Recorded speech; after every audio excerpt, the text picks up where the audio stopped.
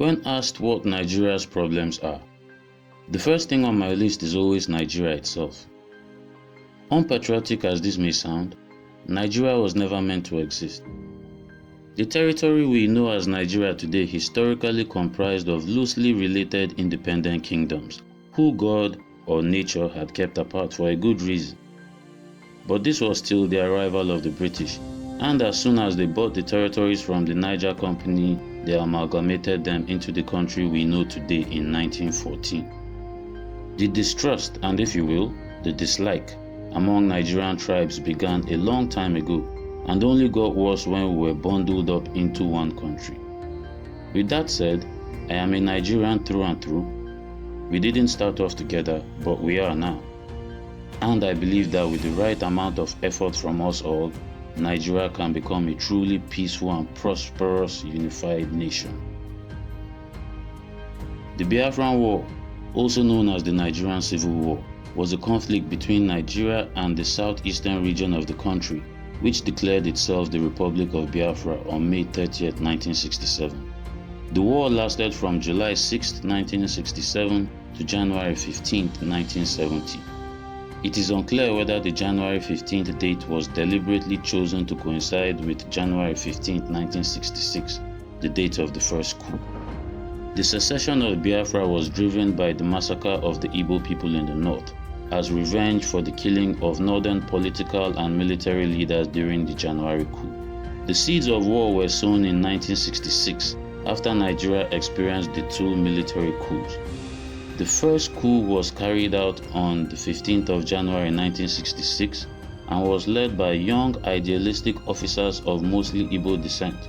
However, the face of the coup was Major Chukwuma Kaduna Nzegu.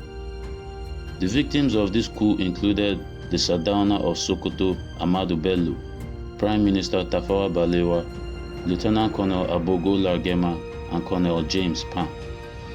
This is Major Chukwuma Nzegu.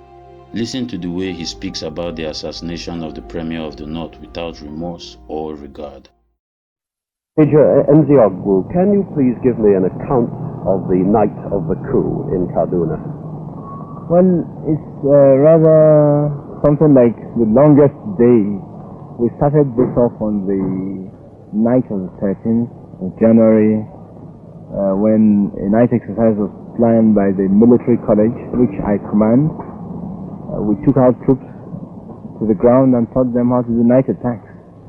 We didn't tell them what we were planning for, but at the end of the exercise we took them out and showed them various places where they were to stand and just remain in their vehicle. Next day we went out again for the same type of exercise, and at the end we issued them with ammunition, this time live ammunition, and told them that they were going back to the same place as they went yesterday, but this time they were to get certain people. And they were with you, were they? Oh, of course they did. Oh, they all supported us. The second coup came on the 29th of July in the same year and was led by Colonel Murtala, Colonel Yakubu Gowon, and Captain T.Y. Danjuma, amongst others. It was a revenge coup for the one that had been carried out in January that same year. The January coup plotters stated corruption and regionalism as the reasons for their coup, but it is believed that the blatant anti-Igbo sentiment by those in power also motivated them. The Sardauna himself was one of such people in power and made very little effort to hide his anti-Igbo and even anti-every other Nigerian sentiment, as seen in this interview with the BBC. One thing I've noticed, Premier, while I've been here, is that Northerners seem to have, I might almost call it, obsession about the Igbos. Could you perhaps explain that to me? Well, the Igbos are more or less the type of people whose desire is mainly to dominate everybody. If they go to a village, to a town, they want to monopolize everything in that area. If you put them in a labor camp as a laborer, within a year they will try to emerge as headman of that camp, and so on. Well, in the past, our people were not alive to their responsibilities, because you can see from our northernization policy that in 1952, when I came here, there weren't 10 northerners in our civil service here. Then I tried to have it northernized, and now all important posts are being held by northerners. Is this policy of filling all key posts in the north solely with northerners and not with other Nigerians a temporary or a permanent one?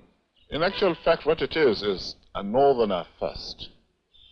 If you can't get a northerner, then we take an expatriate like yourself on contract. If we can't, then we can employ another Nigerian, but on contract too.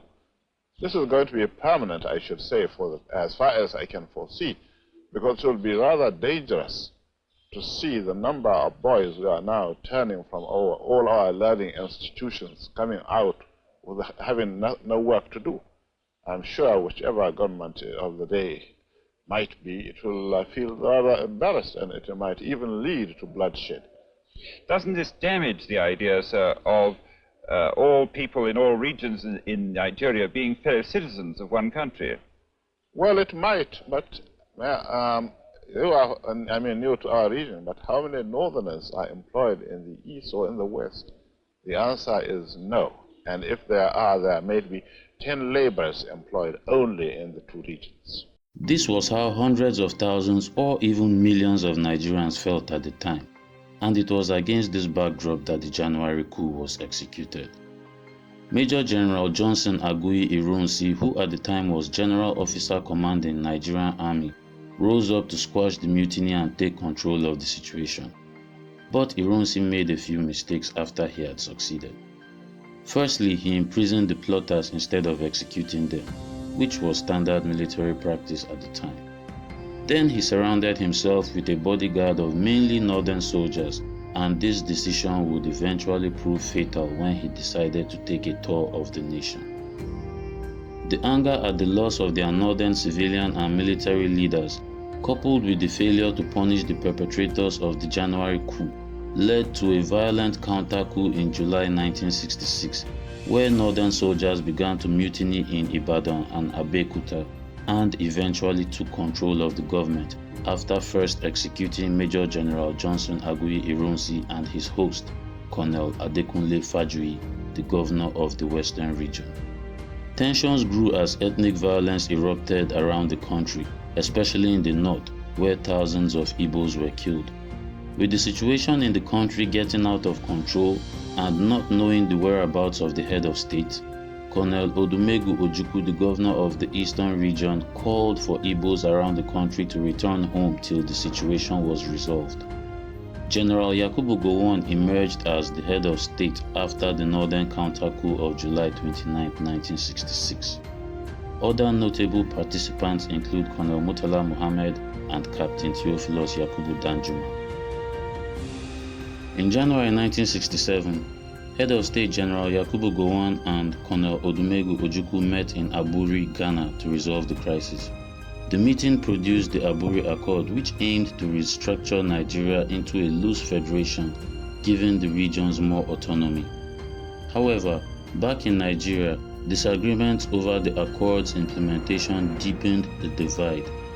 Apparently, some leaders of minority groups in the southeast also spoke against the Accord, saying that the government wanted to sell them to the Igbos.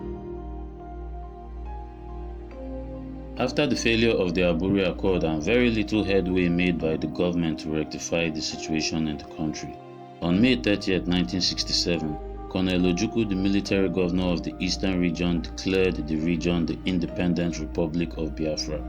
The Nigerian government under General Yakubu Gowon refused to accept the secession, leading to the outbreak of the Nigerian Civil War on July 6, 1967. The war, also known as the Biafran War, lasted for 3 years and was marked by intense fighting, blockades, and widespread humanitarian crises, including famine in Biafra. The 3rd Marine Commandos of the Nigerian Army, led by Colonel Benjamin Adekunle and then his successor, Colonel Olusegun Obasanjo, led the push to capture Biafra. The war was brutal, with major battles in cities like Nsukka, Onitsha, and Port Harcourt. The Nigerian military imposed a blockade on Biafra, cutting off food and medical supplies. This led to a devastating famine that killed over 2 million civilians, many of them children. Images of starving children brought international attention, but global powers largely sided with Nigeria, seeing Biafra as a threat to African unity. Despite initial successes, Biafra was outmatched by Nigeria's superior military resources and international backing. By late 1969, Biafra's resistance weakened due to lack of resources and military setbacks. On January 15, 1970, Biafra surrendered. Colonel Ojukwu went into exile and left his second-in-command, General Philip F. Young of the Biafran Army, in charge of negotiations for Biafra's surrender. General Gowon declared a policy of no victor, no vanquished, and immediately began the process of reintegrating the Igbos back into Nigerian society. The Nigerian government focused on rebuilding and reintegrating the southeast. Former Biafran soldiers were granted amnesty and efforts were made to repair relationships. However, the scars of the war remain visible in Nigeria's ethnic and political divisions today. The Biafran War remains a key part of Nigerian history, a story of survival, loss, and the challenges of unity in diversity. It remains a stark reminder of the dangers of ethnic division and the need for unity. Thank you for watching. Please like and subscribe. Also, you can let us know your thoughts by leaving a comment down below.